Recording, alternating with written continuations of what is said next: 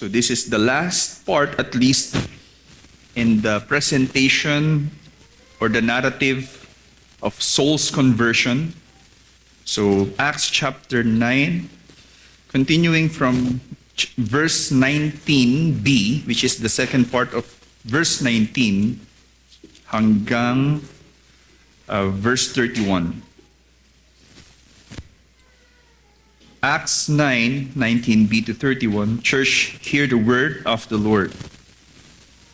For some days he was with the disciples at Damascus, and immediately he proclaimed Jesus in the synagogue, saying, "He is the Son of God." And all who heard him were amazed and said, "Is not this the man who made havoc in Jerusalem of those who called upon this name?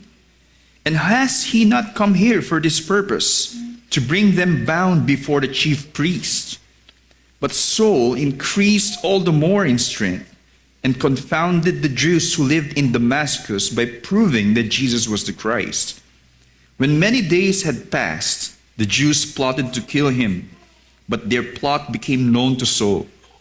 And they were watching the gates day and night in order to kill him. But his disciples took him by night and let him down through an opening in the wall, lowering him in a basket.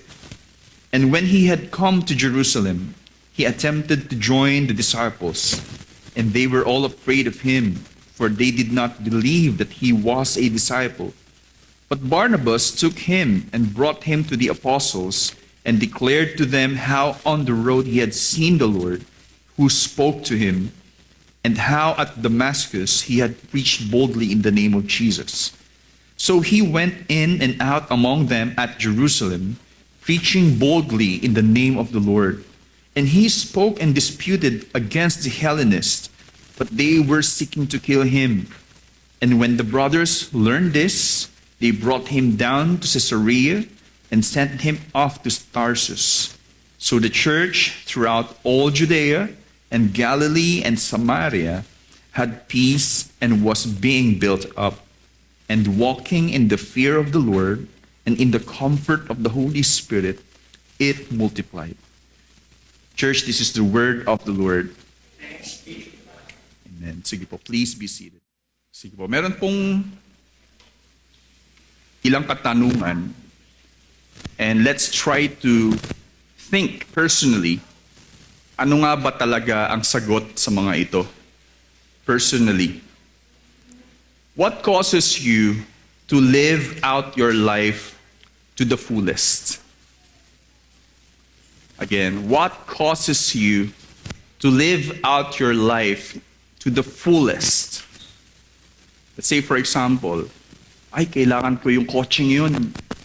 I will do everything so that I will be able to buy that car. So magsisipag ako sa trabaho. Hindi ako dapat uma-absent, for example. Nami-meet ko yung goals. Kailangan ma-promote ako so that tataas yung income. I'll be able to save more for this. In that answer, lumalabas what causes that person to live out his life to the fullest is yung gusto niyang maatim sa buhay. As a student, I want to finish my degree so that I will be able to apply to the company or be accepted to the company na gusto kong pasukan. I'll do everything para makapasok ako sa kumpanyang ito. Ang pamilya, kailangan target ay makapag-travel kami. Hindi naman siguro ganun. No? Ang target ay makatira kami sa maayos na tahanan, likom, so that pagdating ng college, sa ganitong university sila makapag-aral to secure that. Makakain ng ganitong pagkain. Is that what causes you to live out your life to the fullest? Meaning, ibibigay mo lahat ng talino mo, galing, skill. Siguro as a professional, whatever, careerman, you will study hard continuously. Mag-aaral ka pa ng Master of Business and Administration or master's degree as an IT whatever or an engineer because gusto mong matuto pa. I think there's no problem with that. But what should really, ano ba talaga yung dapat mag-cause sa atin na magsipag, mamuhay na nagtsatsaga, ginagawa yung responsibilidad sa pamilya dahil ito talaga yung dapat mag-cause sa akin. Hindi basta yung maatim yung goal na yun. Ano po kaya yun, no? Pangalawa, follow-up question is, what will keep you to get going in life? Whatever comes your way. Yung iba naman po, magkaroon lang ng pagsubok o kaya hindi mangyari yung certain goal, madali pong manghina, ay wag na, hindi gusto ng Panginoon, ay wag na, hindi talaga ako deserving of this. Are you going to simply give up? When, sabi nga, hiccup, nagkaroon ka lang ng, anong tawag sa Tagalog na yun? Sinok, ayaw mo na magpatuloy, o kaya may bump along the way, ayaw mo na. But what will keep you get going kahit dumating man tayo sa ganong sitwasyon? Ano? Na may hirap man sa buhay, hindi alam kong magpapatuloy dapat. Kaya kong magpatuloy because ito yung source of strength and joy ko. Namumuhay ka ba talaga ayon sa realidad ng panibagong buhay mo kay Jesus? When you encounter Jesus Christ and you truly see Him for who He is, it's undeniable that you have a new life after you encounter Jesus. Hindi na ikaw si dating Japhet, for example, si dating Cloyd, or kung sino man. Panibagong buhay na eh. Dati ikaw ay makasalanan, of course, napatawad ka sa lahat ng yon, and now you have a sense of, Lord, thank you. Hindi mo ako hinayaan na magpatuloy sa ganitong destructive life. Now you have a chance to really to live well. Ano yung source nun? Well, we can trace it's because of the grace of God. Nang lahat ng ito ay nagkaroon ka ng chance na mabuhay muli ng kaaya-aya para sa Diyos. Actually, the answer is yung panibagong buhay sa atin ni Jesus. Ang dapat magdulot sa atin na gagawin natin ang with all our joy, yung mga bagay, yung mga anuman yung mga pagkakatawag sa atin ng Diyos. It's the new life that we have in Jesus. Kung talagang nabago ka ni Jesus, the question also is, paano ka namumuhay ngayon? Kung talagang nabago ka ni Jesus. Ito ay mahalagang mga katanungan na dapat mong seryosohin, lalo't bilang Kristiyano. Para kay Saulo, ang panibagong buhay niya kay Jesus ang tunay na nagdidikta ng kanyang landas at misyon sa buhay. It's his passion to know more of Christ in everything, even through suffering. Sabi niya, that he may attend the resurrection of the dead. Sabi niya sa Philippians, I think, ang nagdudulot sa kanya na mag-persevere sa tawag sa kanya ng Diyos. That's why naway bigyan mong pansin ito, especially as a Christian. Ang mensahe ng salita ng Diyos sa atin ngayong umaga ay, now if you're writing again in your notes, this is the central message. zeal and courage, in particular in our text, for the gospel, are exhibited by those who are truly captivated by Jesus in His grace. Again, zeal or passion and courage, yun yung parang, yes, may bump, pero I will still continue. Zeal and courage for the gospel are exhibited, displayed, shown by those who are truly captivated by Jesus. Not only nakita mo si Jesus, pero namangha ka sa grasya din ni Jesus. In particular, kaya ka zealous and courageous, in particular, living your life for Christ, for the proclamation of His name, or the truth of the gospel. Para sa mga bata, true disciples are passionate to live for Jesus. We're talking about real disciples who dies to themselves and follows Jesus. Okay, that's a simple message, kids. And I think it's easy to remember.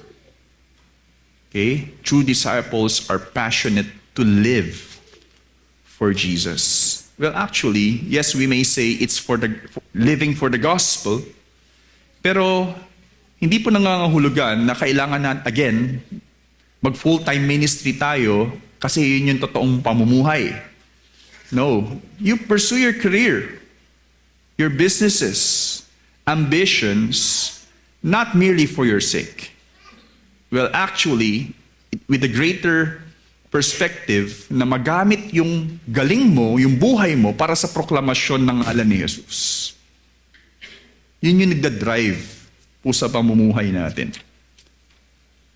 Pinapamala sa teksto ang dalawang katangian nito, well, simple as, una, 19b to 25, renewed zeal.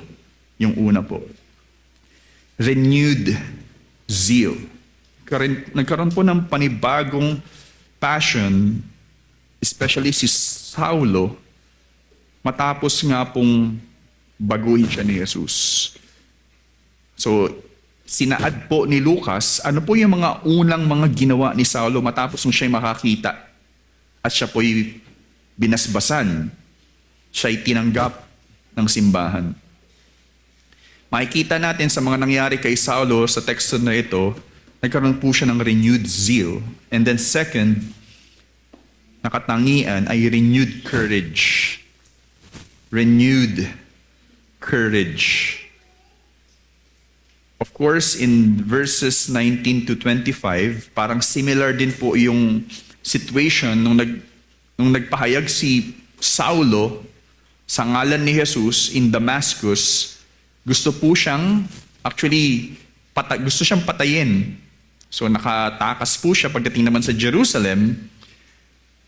Tinanggap siya ng mga hindi pa nakakakilalang siya'y bagong nilalang na kay Jesucristo. Pero yung mga Hellenists ay gusto na naman patayin siya katulad ni Stephen. Pero nakatakas po siya, no? Pero in all of it, pangalawang katangian ay, yes, he is zealous for the gospel, pero hindi siya titigil kahit siya pa ay gustong pahintuin ng mga opposition. Well, because he knows Jesus and the message of the gospel, ika nga, is worth dying for. No? Again, sa mga bata, this is the simple 2 points for you. Una, do it. Magagawin mo yun. Kung ano man yung tawag sa iyo ng Diyos, be zealous about it, of course. And second, carry on. Magpatuloy ka. Carry on. Verse 26 to 31. Okay? So maiintindihan nyo yan, kids, as you also listen to the preaching. So una, again, renewed zeal. Ang dating Saulo na patungo ng Damascus, this is the previous Saul, a murderer, assassin of the saints. Sa kanyang siya'y patungo ng Damascus, again, para arestuhin ang mga tagasunod ni Jesus. But along the way, again, siya po ay naaresto naman ni Jesus. Blinded by the Shekinah glory of Jesus, no?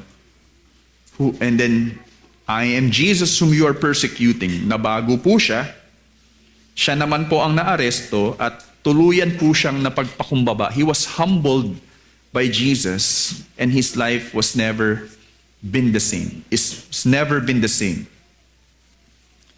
Tinubos siya ni Jesus at tinanggap ng mga disipulo sa Damascus, right? Through Ananias. Kung saan, sabi nga po dito sa teksto natin in verse 19b, the second part of verse 19, for some days, sabi po rito, he was with the disciples at Damascus. The fellowship of the saints in Damascus ay naging susi para patuloy din pong matuto si Saulo.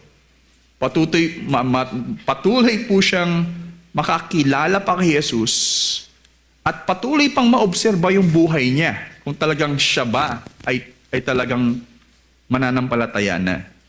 So, yun po yung mga pwede nating maisip sa mga ilang araw na siya po ay sumama ay pag-fellowship sa mga disciples sa Damascus. Sa simula ng panibagong buhay ni Saulo kay Jesus, patuloy siyang napalalakas sa pagsama niya sa kawan sa Damascus. Kung magiging po tayo, masyado tayong tawag dito literal, it seems a Christian can never be again, sabi nga, no man is what? An island. Na Kristiyano ako, okay na ako without the help of the saints. But again, if we will be like literal in the pattern here, well, si Saul was, kumbaga, he spent time with the disciples at Damascus, kung saan man siya naroroon. And we can say, ito nga po yung nakatulong po sa kanya. So hindi po na tayo pwedeng basta lang maging Kristiyano at wala po tayong mga kapwa mananampalataya na makatutulong po sa atin. Again, if we can build it, if we can interpret it like that. Napagtibay din ng komunidad na ito ang pagiging lehitimo ng kanyang pananampalataya mula sa kung paano siya nakilala noon. Naobserba nila si Saulo. Ito yung report about him Pero the way he acts right now, mukhang talagang binago siya ni Jesus Sila ang masasabing inisyal na naging gabay para si Saulo ay mabigyang otoridad sa simulan ng kanyang pagbiministeryo.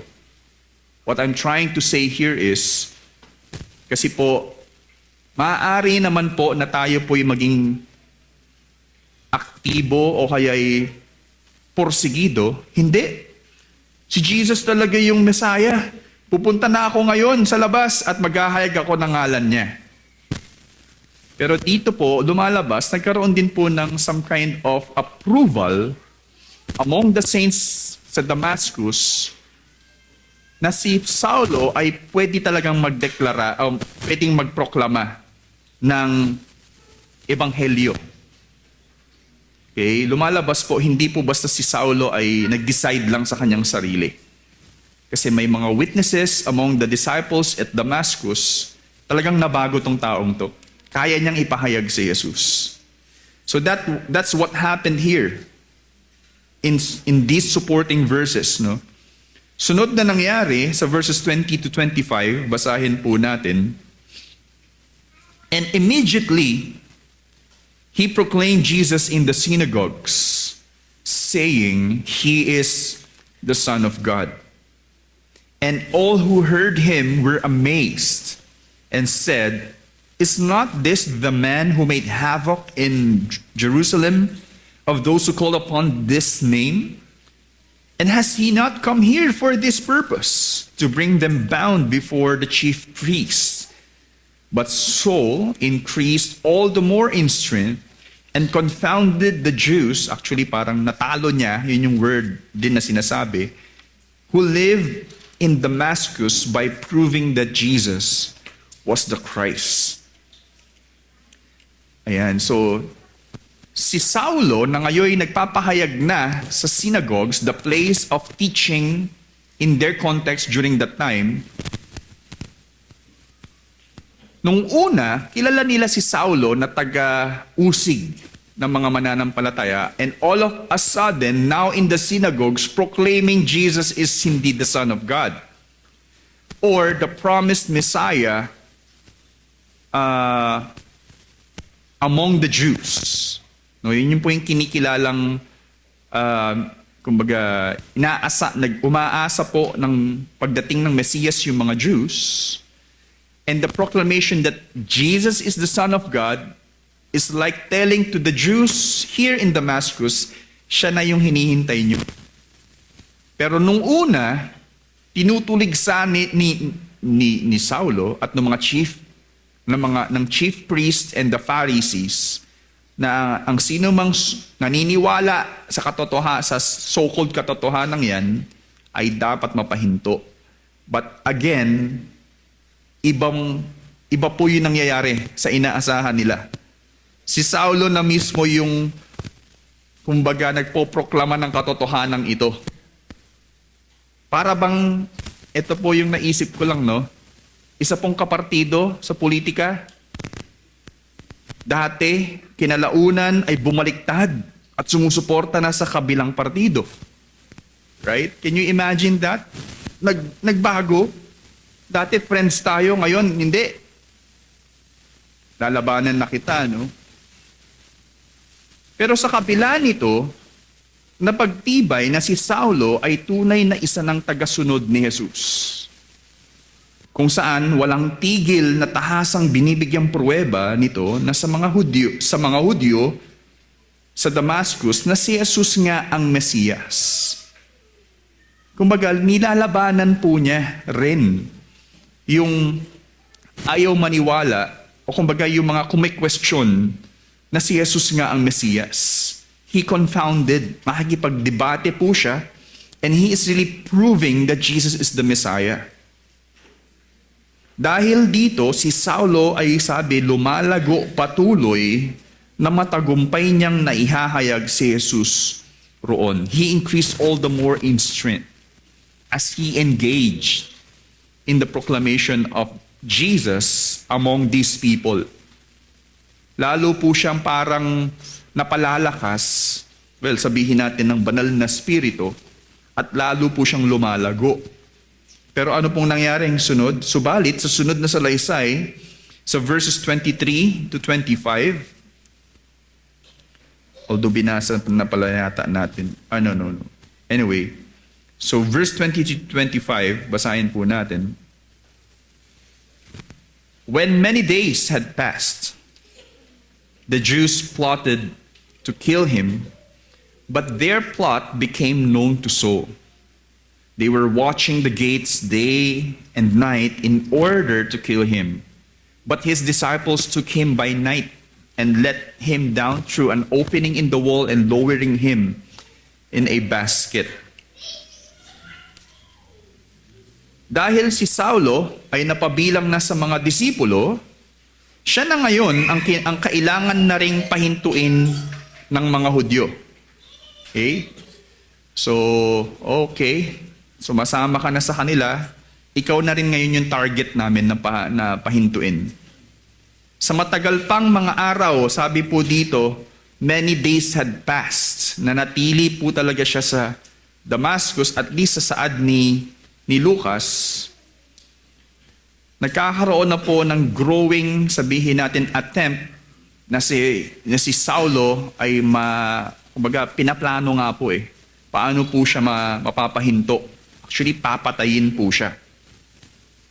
Sa matagal pang mga araw ng kanyang pananatili, binalak ng mga Hudyo na patayin si Saulo, kung saan siya ay tila, in our expression today, nalagay sa kanilang radar na may heightened alert ng pagbabantay sa gates araw at gabi. Binabantayan kung nakalabas na ba ng whatever, ng country. sa airport, sa immigration, pero nakakalusot pa rin yung iba sa atin. Ano? Ngunit dahil napag-alaman ng mga disipulo ito, pati si Saulo, nakalabas si Saulo, sabi po dito, ng opening in the wall. So may butas sa wall, can you imagine that? Parang mahirap nga bantayan yun. At nakababa po siya, mataas po yung wall ng Jerusalem. Pag tumalon ka lang doon, patay ka. So, it's like a basket, sinakay po si Saulo. Try to think of it, para lang hindi ka mapatay. No, so because of your sharing of the gospel to the community, hahantingin ka. Meron na po ba kayong ganong klaseng experience? No, si Saulo in his kumbaga mga simulang pagmeministero, ito yung naranasan niya.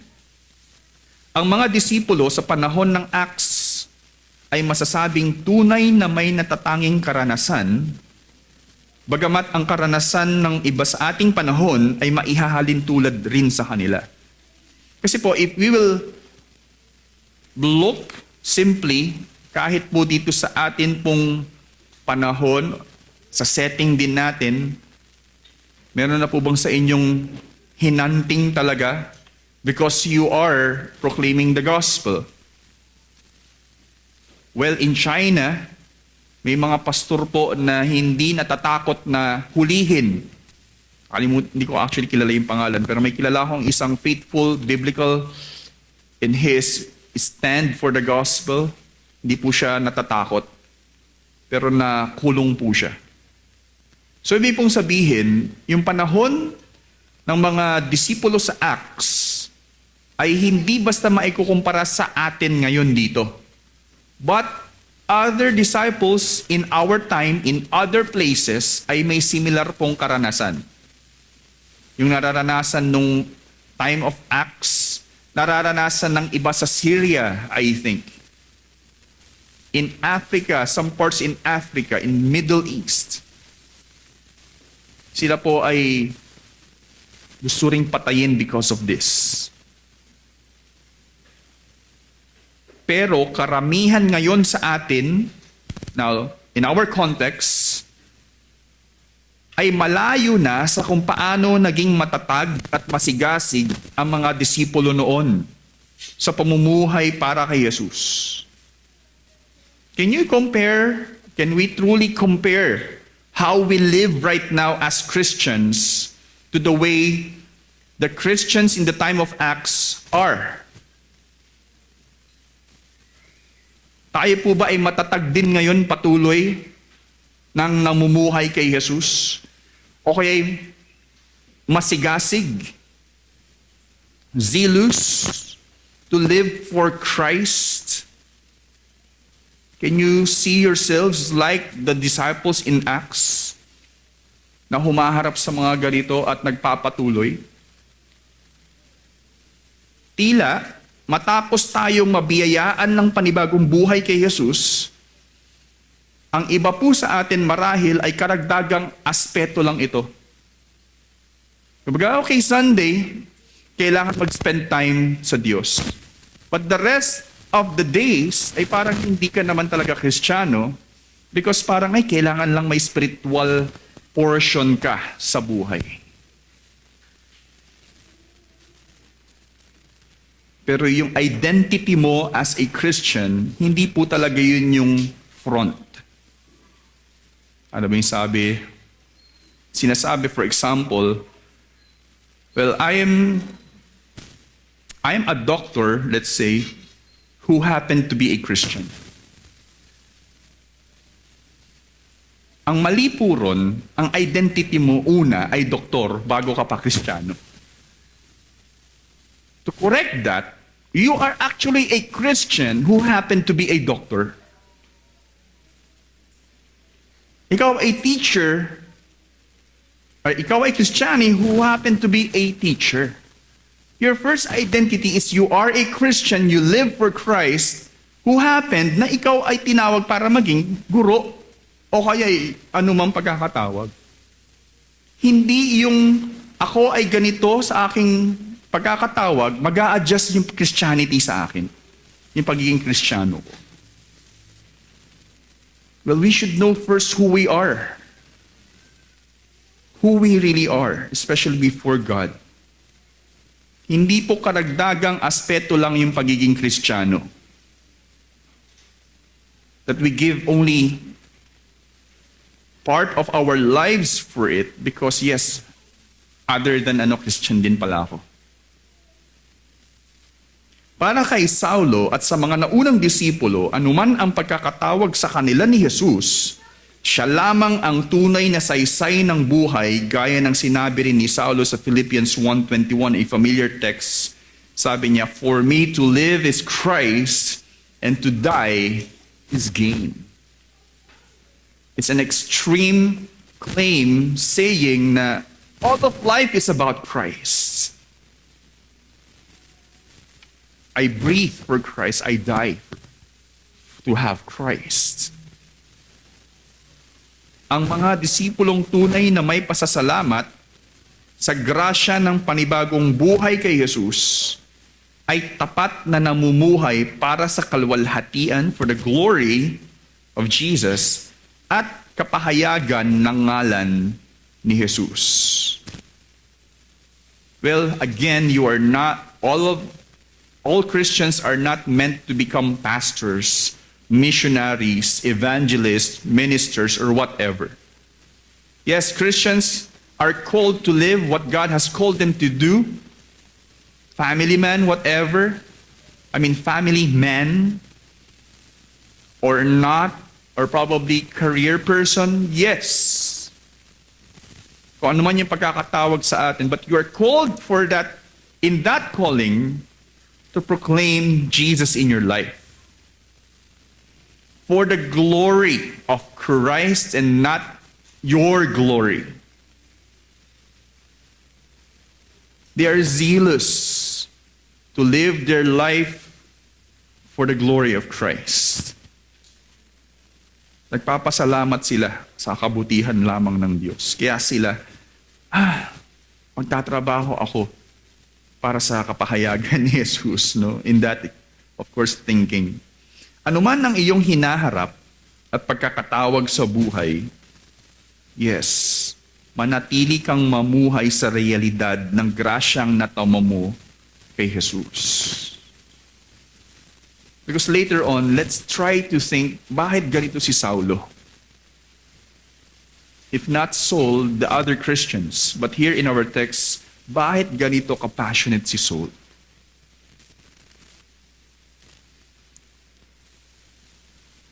Tayo rin po, anuman yung pagkakatawag sa atin ng Diyos. Yes, you don't have to become like that a career person. At naman yung sitwasyon mo ngayon, pero manatili tayo, hindi sa anumang sitwasyon natin ngayon, pero sa grasya na natamo natin kay Jesus. Magsikap ka sa trabaho dahil sa panibagong buhay mo kay Jesus. Think about it.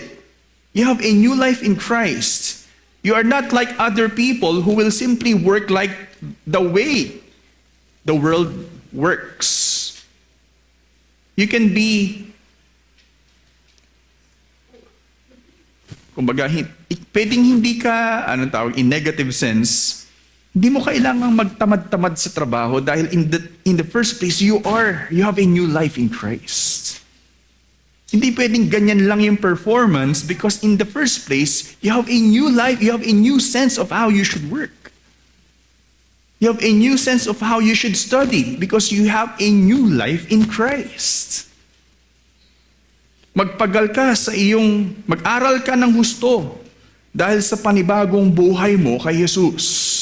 Magpagal ka sa iyong pamilya dahil sa panibagong buhay mo kay Jesus. Pagsilbihan mo ng may kasiyahan ang mga kapwa mo disipulo dahil sa panibagong buhay mo kay Jesus. Abutin mo ang mga taong hindi pa nakakakilala kay Jesus dahil sa panibagong buhay mo kay Jesus. Kung meron mang dapat pinakabuhay, alive, in their lives sa lahat ng tao, sino po ang mga taong ito? Kung meron mang dapat pinakabuhay sa lahat ng kasama mo sa pamilya, yung may magandang sense in living among your family, sa lahat ng kasama mo sa trabaho, sa lahat ng iyong kaklase, o sa lahat ng iyong kaibigan, iyon ay walang iba kundi ikaw na taglay ang panibagong buhay mo kay Jesus. There's no other people on earth na talagang so alive in life other than those who are truly have received the grace of God na sila po ay may panibagong buhay. Think about it.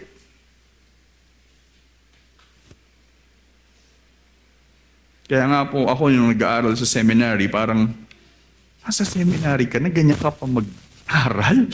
Ganyan ka pa gumawa ng paper or mag-accomplish ng ano mo? Kumbaga, tinawag ka na nga sa ministry, ganyan pa yung the way you Para kung meron mang, again, and that's in my context, kung meron mang pinaka-zealous sa buhay, I think that should be the Christians because sila yung may talagang bagong buhay. So first, again, renewed zeal. And second, renewed courage. Sa pag-alis ni Saulo sa Damascus, yes, siya po ay nakababa. Tama ba? Parang nalilito ako kasi sa Jerusalem yung isa pa eh. Pero anyway, dito po sa Damascus, may opening din pala sa wall. Kanina nalito po ako. Wala pa po sa Jerusalem kanina wala sa Jerusalem si Saulo nung siya ay nakababa through a wall. Apparently in Damascus, there's a wall. Ayan po. Sa pag-alis ni Saulo sa Damascus, sunod na saad ni Lucas sa verse 26b. Tama po ba? 26b. Anyway, so A. And when he had come to Jerusalem, he attempted to join the disciples. Yan, tingnan po muna natin itong sumunod na nangyari. He attempted to join the disciples in Jerusalem. Okay? If we will think about it, in Damascus, pamilyar yung mga tao roon na si Saulo ay tumungo roon para usigin, arestuhin yung mga mananampalataya going back to Jerusalem. But in Jerusalem, dito po nanggaling si Saulo, which is mas familiar yung mga tao kay Saul before. Ang talang ito ni Lucas, okay, for us to be fair, ang talang ito ni Lucas ay kaiba sa bersyon ni Saulo. Saan? Sa Galatians chapter 1, 17b to 18. Right? I think for some of us na nakakaalala pa nung tayo ay nagkaroon ng sermon series in Galatians, doon po nagkaroon ng patotoo si Saulo na siya po ay talagang tinawag para maging apostol coming from the previous life ni Saul. At sinabi po niya in his narrative, I went away into Arabia and returned again to Damascus.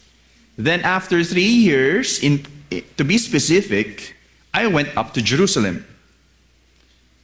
In our text, ang nangyari po rito, after pong makatakas ni Saulo sa Damascus, pumunta siya ng Jerusalem. That's why we are saying, or you might ask, bakit parang magkaiba sila ng dito, tala? So how do we reconcile this? Ito yung mga magandang pag-aralan na mga situations sa Biblia.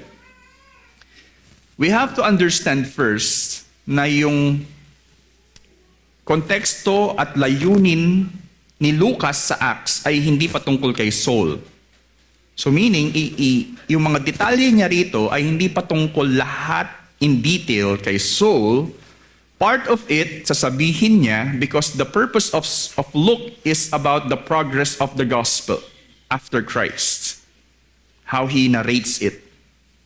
So dito pinapakita yung paglawak naman ng ebanghelyo sa Gentile world.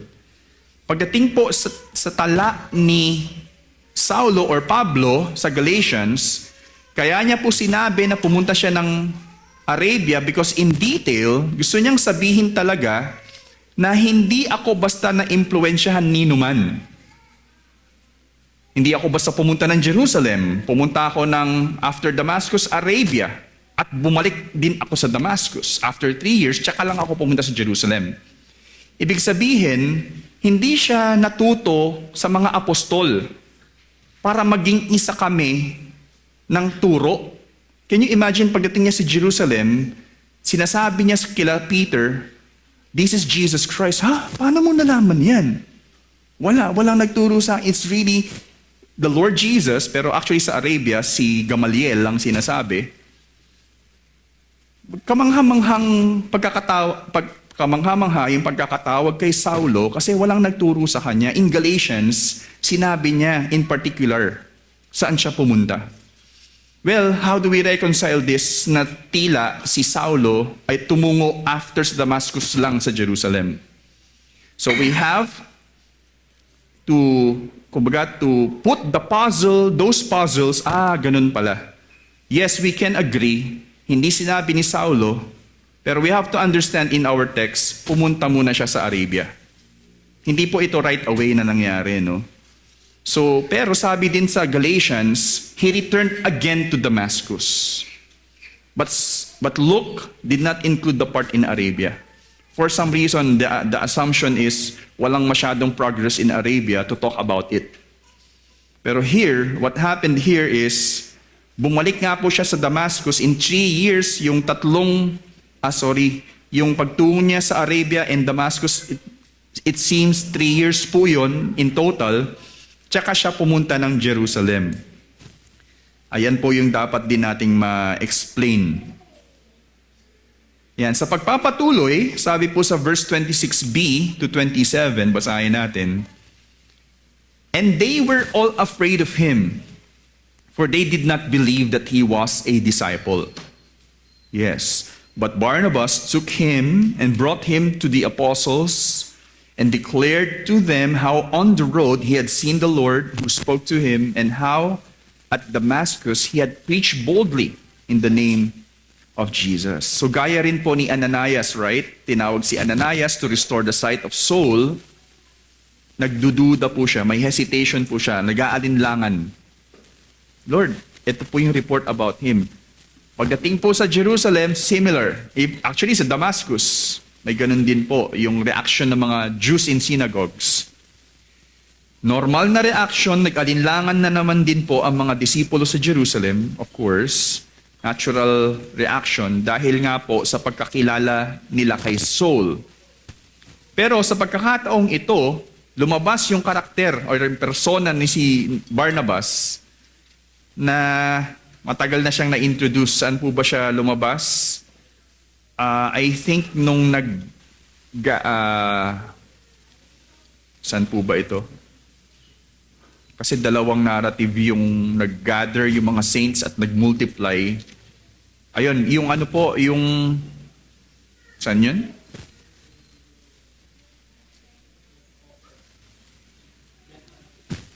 Siya yung tinukoy ni Lucas na isa sa nag-contribute for the needs of the saints. Correct, yan. Now, ito na po yung sumunod na pagtukoy ni Lucas after that event. If you remember the name of Barnabas, as Luke said, Joseph in Aramaic, which means son of encouragement. Barnabas, after here, ay pinagtanggol po niya si Saulo, defended that he is really a Christian.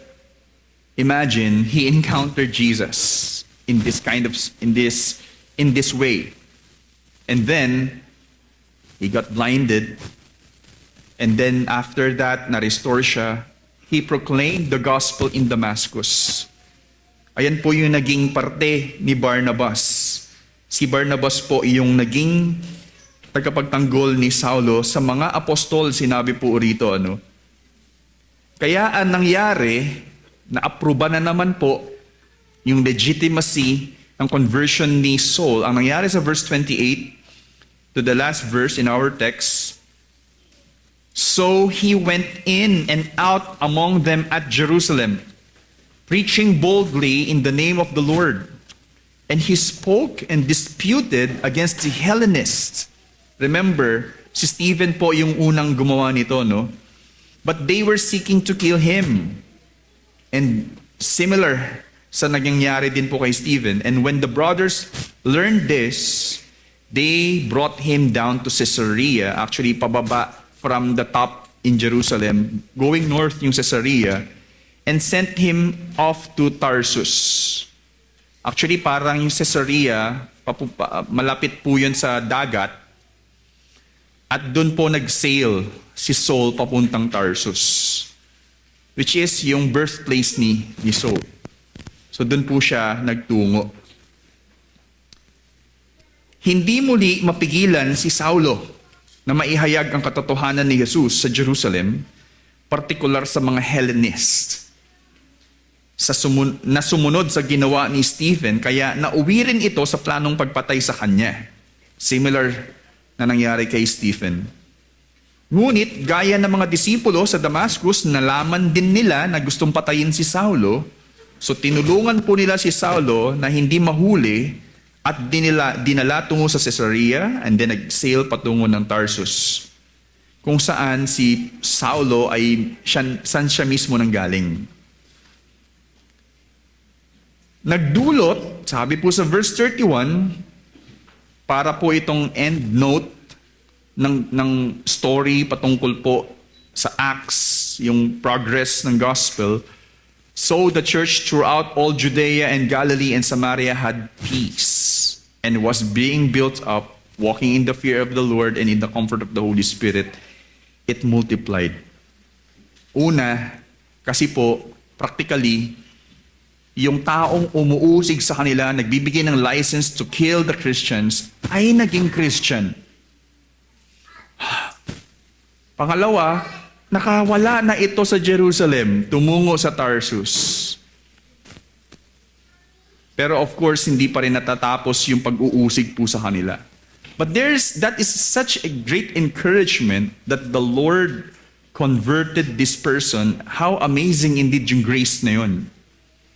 At nagkaroon ng kapayapaan, na pagtibay, na ang Diyos ay kasama nila sa paghayo nila, kasama sa pag-advance ng gospel, na pagtibay sila, na hindi sila pababayaan ng Diyos, at nagiging tapat, patuloy sa Diyos, and in the comfort of the Holy Spirit. All of these elements as a result of the faithfulness of believers to continue to proclaim Jesus to the people. Bilang disipulo, patuloy kang lumakad ng tapat na maihayag si Jesus sa iyong buhay. Ano man po yung magiging resulta ng pamumuhay natin sa pagsunod kay Jesus. Again, patuloy kang lumakad ng tapat. Humarap ka man sa oposisyon at sa mahirap na sitwasyon dahil sa pamumuhay mo kay Jesus, be it in your workplace, be it in your home, well, probably in your schools, makakaasa kang magtatagumpay patuloy ang katotohanan ni Jesus. Yes, sa totoo lang po, hindi natin gusto yung pangungutya ng iba, hindi natin gusto yung bullying also. But don't simply feel bad about it. I know it's hard. Pero makakaasa po tayo na hindi, kumbaga yung pananampalataya natin kay Jesus ay hindi basta, kumbaga mapapahinto ito. That should not cause you also to live faithfully as a Christian. Ang lahat ng ating pagdurusa sa pagsulong ng Ebanghelyo ang siyang marka ng pagkalehitimo ng ating pagiging disipulo. That's the mark of being of a true disciple. Sinabi po ito mismo Dietrich Bonhoeffer in his famous book, The Cost of Discipleship. He said, "Suffering then is the badge of true discipleship. Lumalabas po na kung hindi ka humaharap sa anuman pong mga challenges because of your faith, well, probably you're escaping it. And that's not true discipleship. Because you want comfort. You will do what you think should happen in your life para hindi ka magdusa. Ang ganda po na pag-aaralan namin ngayon sa Disciplines of Godly Men, Discipline of Ministry, na parang hindi ko na maalala yung mga example ni Kent Hughes, pero sabi niya doon, yes, probably nakakapagod mag-hike in the mountain. Pipiliin mong matulog na lang sa bahay, that's so good.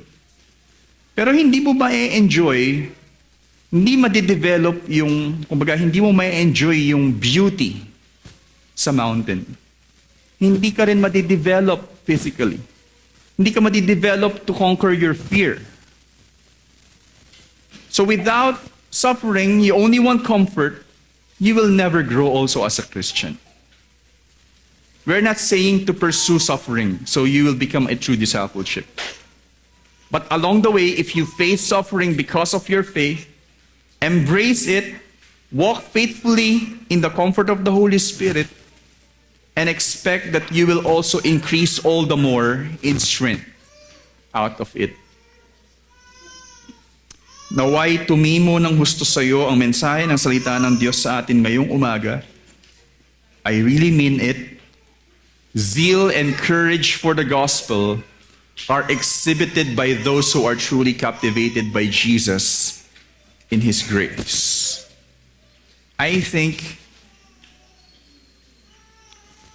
mangyayari lamang po na hindi tayo mamumuhay ng ganitong klase kung hindi po ganon kabigat yung grasya ng Diyos na natanggap natin para sa ating mga sarili.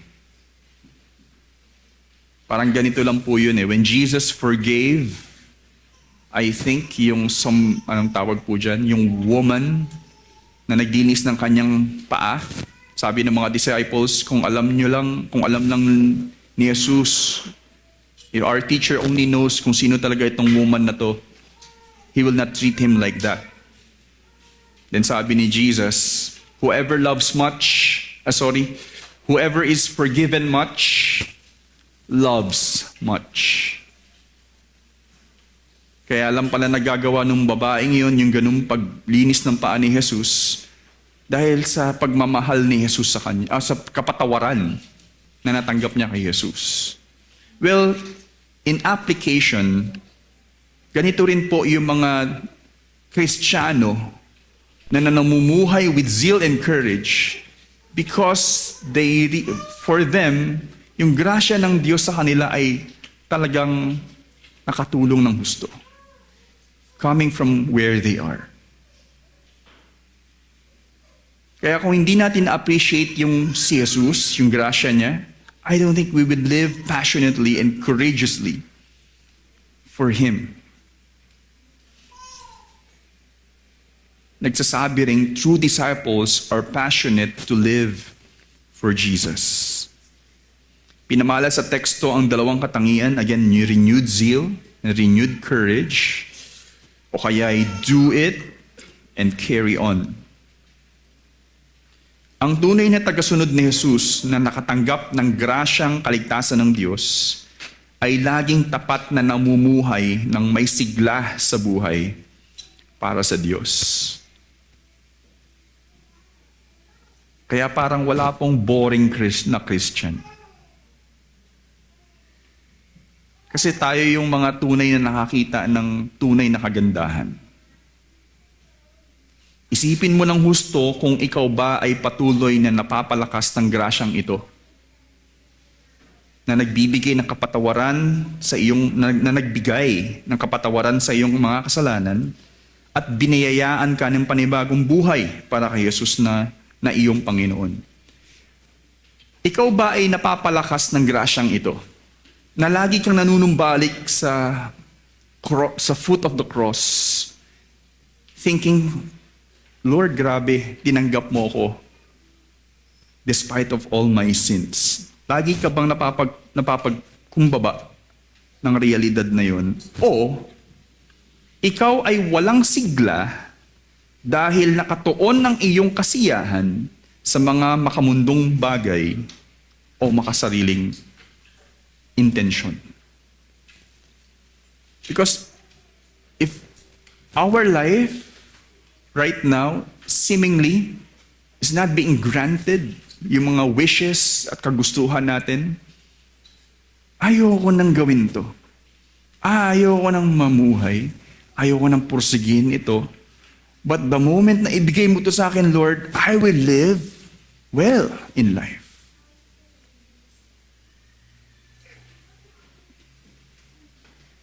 You will always end up like not satisfied.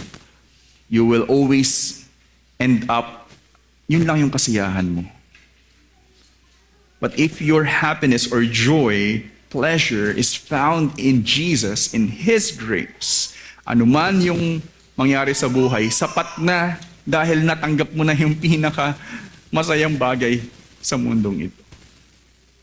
Actually, John Piper says also, God is the gospel.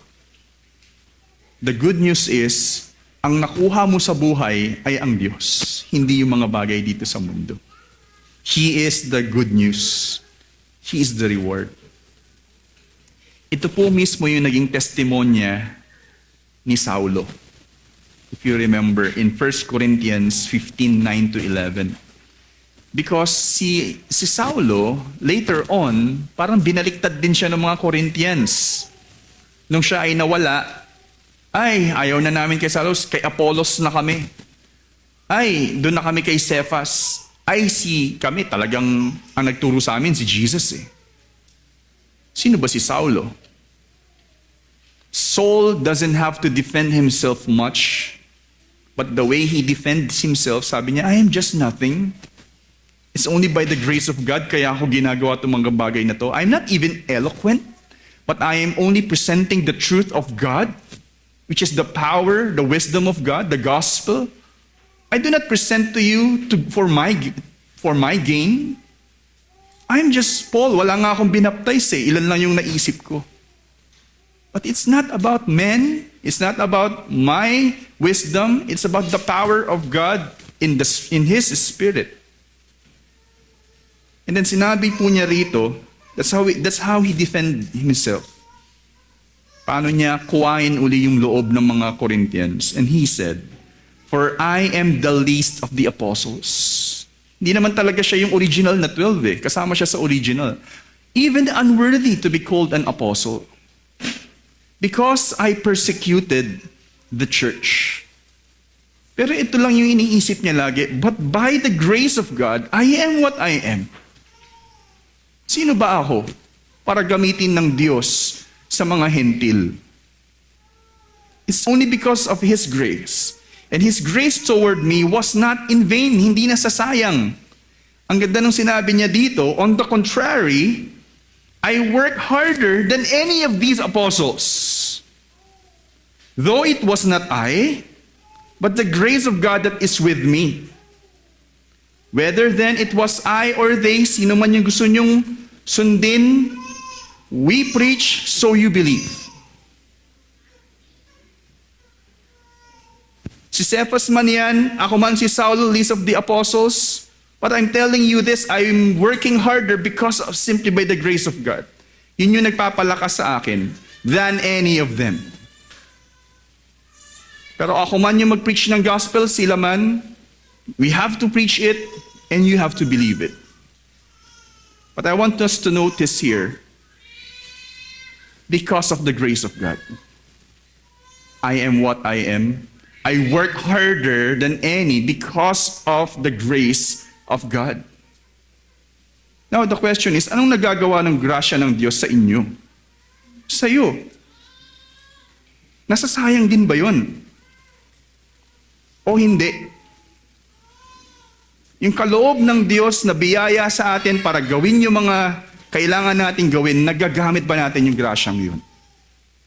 Are you really that zealous as a Christian?